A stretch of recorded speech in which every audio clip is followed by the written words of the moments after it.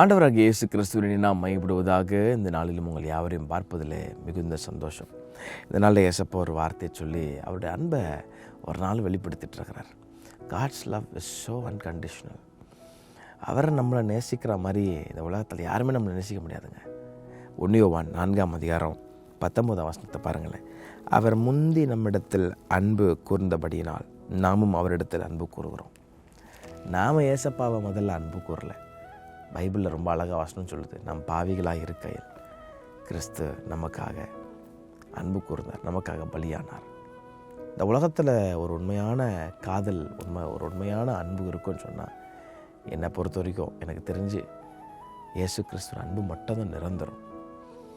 இன்றைக்கி பொல்லாத பிசாசு அந்த அன்பை வேறு விதத்தில் யூஸ் பண்ணி இன்றைக்கி வாலிபர்கள் பாவம் போய் வேறு இடத்துல சிக்கி கொண்டிருக்கிறாங்க. ஸ்கூல் படிக்கிற பசங்க சத்தத்தை கேட்டுக்கொண்டிருக்கிற அன்பு சகோதரன், அன்பு சகோதரியை எங்கெங்கேயோ போய் ட்ரை பண்ணி அந்த அன்பெல்லாம் உனக்கு சந்தோஷம் கொடுக்கல. உன் இருதயத்தை உடைக்க தான் செஞ்சிச்சு, உன் ட்ரஸ்ட்டை எடுத்து போட தான் செஞ்சிச்சு. ஆனால் இந்த அன்பு நாம் அவரை தெரிந்து கொள்ளலையே, அவர் நம்மை தெரிந்து கொண்டார்.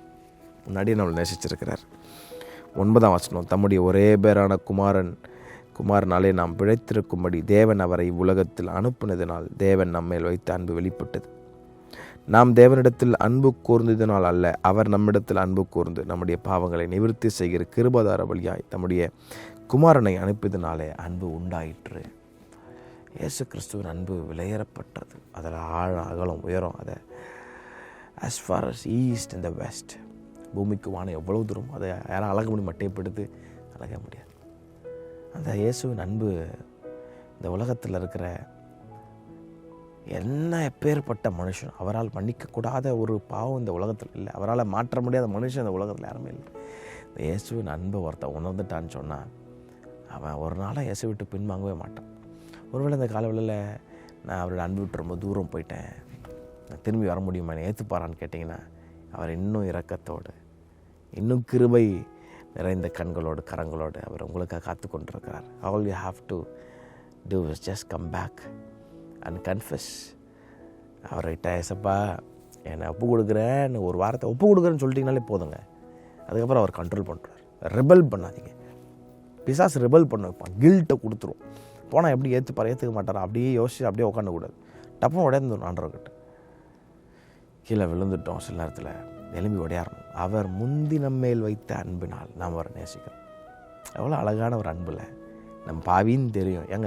உங்கள் வீட்டில் ஒருத்தனை, உங்கள் வேலை செய்கிறவங்க இல்லை உங்கள் பிள்ளை மோசமானவன் தெரிஞ்சு நீங்கள் நேசிப்பீங்களா? நேசிக்க மாட்டோம், யாருமே நேசிக்க மாட்டோம். கண்டிப்பாக 100% ஷுவர் யாரும் பண்ண மாட்டோம். போய் பேசுகிறேன் நானாக கூட, இவனை துரோகம் பண்ணுறவன் தெரிஞ்சு, கெட்டவன் தெரிஞ்சு வீட்டில் வைப்போமானா வைக்க மாட்டோம். ஆனால் நம்ம இப்படி தான் தெரிஞ்சு ஒருத்தர் நம்மளை நேசித்தாருன்னா அது வெளியேறப்பட்டான். அதுதான் உண்மையான அன்பு. அந்த அன்பு பிடிச்சிக்கங்க.